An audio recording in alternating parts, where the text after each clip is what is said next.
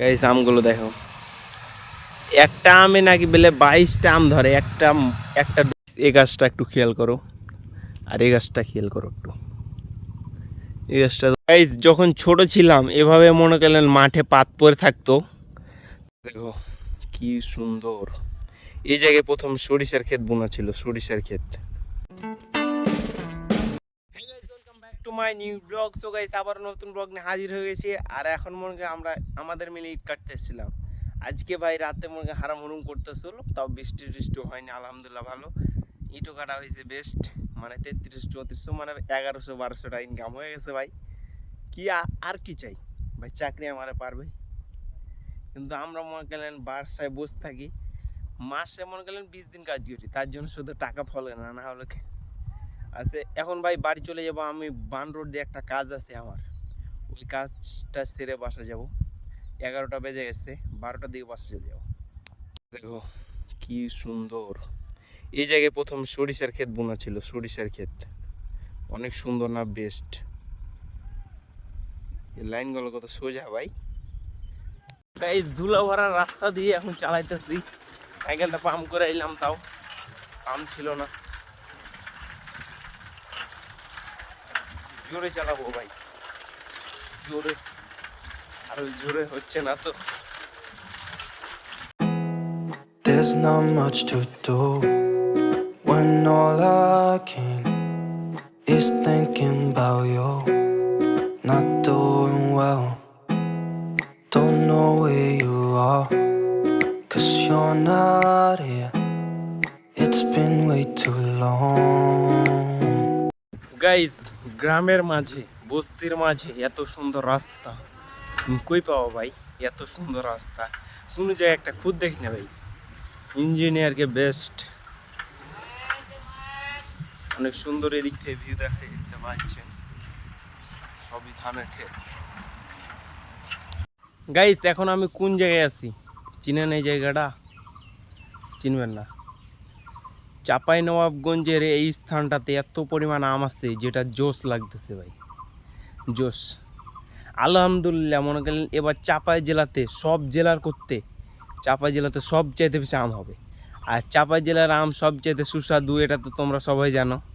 একটু আমের মুকুলটা দেখো গাইস, একবার খেয়াল করে দেখো ভাই, কত মুকুল। এগুলো চাপাইয়া ভাষাতে মইল বলে, মইল। আর দেখেন ভাই এখান থেকে শুরু করে পুরো বাগানটাই, বাগানটা একটা বাগানে বাদ নাই দেখেন। আর 1 মাস পর গাইস ফজলি আম খেতে পাবো আমরা, ফজলি আম। ভাই এত ওরা যখন আম হয় তখন থেকে, আগে তো একটা মিশন ছিল মনে করলেন, রোজার ইফতারি খুলে মনে করলেন আম চুরি করার একটা মিশন ছিল। এখন ওই মিশনটা হারাই গেছে। আর যখন আম এত বড় হবে তখন তো আমরা বাসায় থাকবো, কোনো কাজ কাম নাই, তখন খালি আকাম কুম কাজ করা বেড়া ভাই। ওগুলো ধরলে মাপ চাই নেবো কেন, আমাদের সাথে বাড়াবাড়ি করবে না আমাদের।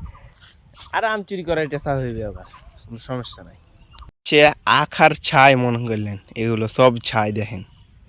এখানে মনে করলেন নি করে এই যে আখের মানে কুশোর পীড়া, এই জায়গাটাতে, এই জায়গাটাতে যে দেখেন কত ঠুঠা। আর মইলগুলো কিন্তু অনেক জোশ, অনেক জোশ। গাইস আমি যখন মনে করলেন শেরপুর জেলাতে গেছিলাম, তখন মনে করলেন আমি যেহেতু সাইকেল নিয়ে বেড়াইতেছিলাম, তো সব জায়গায় বেড়াইছি, রাস্তাঘাট নদী নালা সব জায়গায় বেড়াইতেছি। তার জন্য আমি ভাবতেছি কি শেরপুর জেলাতে সব চাইতে বেশি ধান, শেরপুর জেলাতে একটু ধানটা বেশি। কিন্তু ভাই আমাদের চাঁপাই জেলাতে একটা মাঠ গেছিলাম কালকে যেহেতু ভাড়া হয় নাই, এত পরিমাণে ধান ভাই যেটা বলার বাড়ি। আর এই জায়গাগুলোতে ধান দেখেন, ধানের কোনো সীমা নাই, শেষ নাই, খালি ধান আর ধান, ধান প্রচুর পরিমাণ আমার চাপে।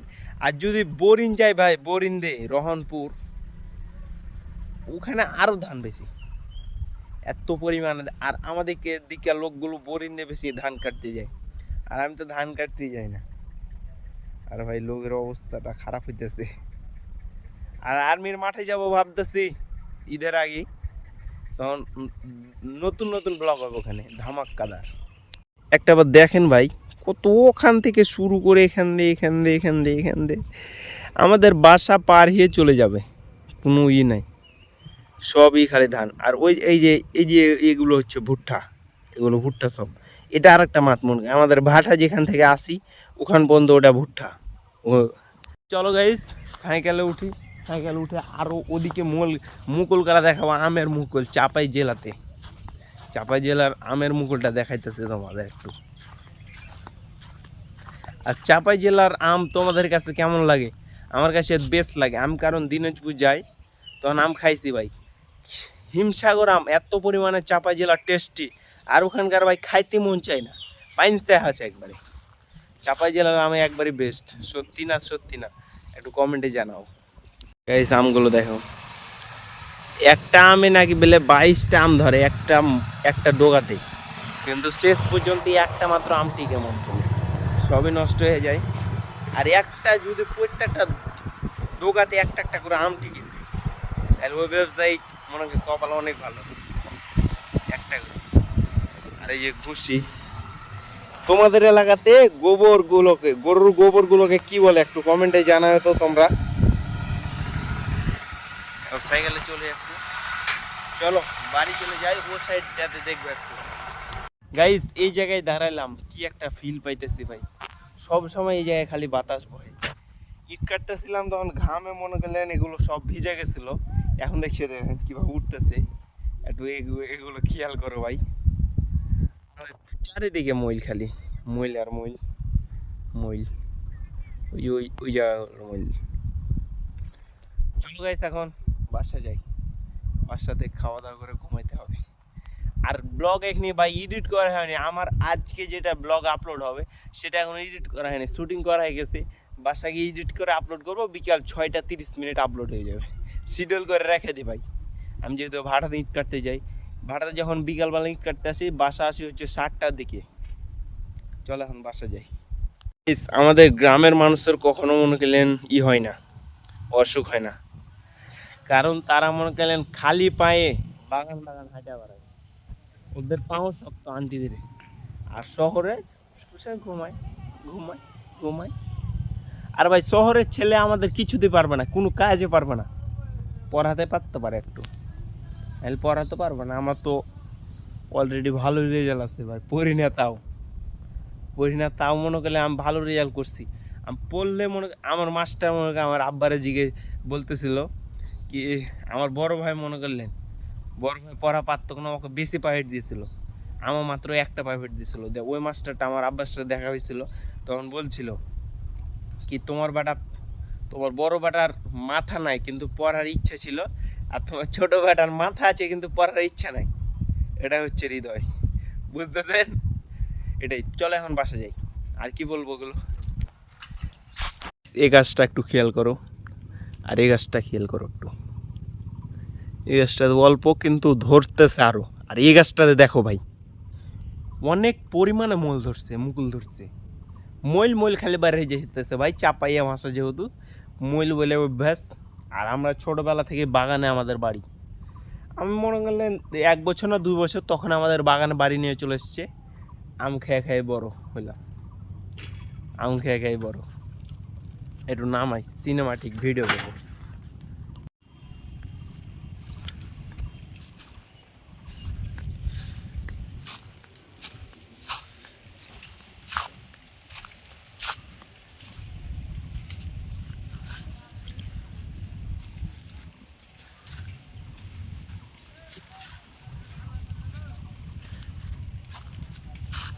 যখন ছোট ছিলাম এভাবে মনে করলেন মাঠে পাত পরে থাকতো, তখন মনে করলেন আমরা কুড়াইতে আসতাম, আমাদের চাচা বোন টোন ভাই টাই যা আছে ভাই পাত কুড়াইতে আসতাম। আর এই জায়গার আইলগুলোতে মনে করলেন আমরা ঘাস করতে আসতাম, ঘাস গরুর জন্য। আর এখন তো আমাদের গরুই নাই ভাই, শৈশবটাকে আরো মিস করি। মনে করলেন সুন্দর জীবন, মনে করলেন স্কুল থেকে আইলাম, বিকালে ঘাস করলাম। আগে মনে করলেন সকালে আম কুড়াইতে আসতাম 6টার দিকে, অনেকজন 4-5 জন মিলে এই জায়গাগুলোতে আম কুড়াইতে আসতাম আগে। ওই শৈশবগুলোকে এখন আর আম কুড়াইতে ভাই খাওয়ার মনে হচ্ছে গাছে স্যান্ডেল মারা আম পেরালি, আমাদের কে দেখবে ভাই। আর যেহেতু আমাদের চাচারি বাগান আছে কেউ কিছু বলে না। খিরসাম হিমসাগরটা আমি বেশি খাই। আমাদের চাপাইয়া ভাষাতে কিন্তু খিরসাম বলে হিমসাগরকে। শৈশব আহারে আহারে শৈশব মিস করেন কে কে একটু কমেন্টে জানাবেন। এখন বাসা চলে যাব, আর কোনো ক্লিপ টিলিপ থাকবে না। এখন আমরা বাসা চলে যেতেছি, ইট কাটা শেষ। আর আমি আস্তে আস্তে ভাই আমি ভিডিও বানাইতেছিলাম তো ফটো যদি থেকে গেছে। আর আমি যেহেতু মোবাইলে ভিডিও বানাই, ভিডিও অপশানে যাই নাই, ফটো দিয়ে আমি ভিডিও করতেছি। আর আমি পিছন ক্যামেরা দিয়ে আমি ভিডিও করি, সেহেতু আসার সময় আর ভিডিও হয়নি ভাই। গাইস তাড়াতাড়ি এখন আমাকে বাসা যেতে হবে, কারণ মনে করলেন আমার স্যান্ডেল ছিঁড়ে গেছে আর টাকাটুকু নিয়ে আসেনি। আমাকে আবার মোড়ে আসতে হবে আমাদের বাজারে, এই স্যান্ডেলটা সিলে করতে হবে, নাহলে ভাই ইট কাটতে পারি না আমি স্যান্ডেল ছাড়া। চলো এখন জোরে জোরে সাইকেল চালাই, একবারে বাসায় গিয়ে দেখা হবে। গাইস আজকের ব্লগটা কেমন লাগলো অবশ্যই ফটাফট লাইক কমেন্ট শেয়ার এবং সাবস্ক্রাইব। অন্য ব্লগ দেখাচ্ছি, bye bye guys. There's not much to do